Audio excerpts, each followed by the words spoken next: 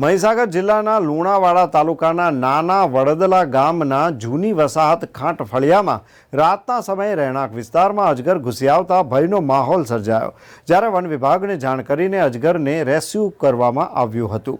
પ્રાપ્ત માહિતી અનુસાર નાના વડદલા ગામના જૂની વસાહત ખાંટ ફળિયામાં રાતના સમય દરમિયાન એક વિશાળકાય અજગર ઘૂસી આવતા ભયનો માહોલ સર્જાયો, ત્યારે ખાંટ કાનાભાઈ કાળુભાઈના ઘર પાસે પરાળના એટલે કે ઘાસના ઢગલામાં અજગર ઘૂસી જતા ગ્રામજનોમાં ભયનો માહોલ સર્જાયો।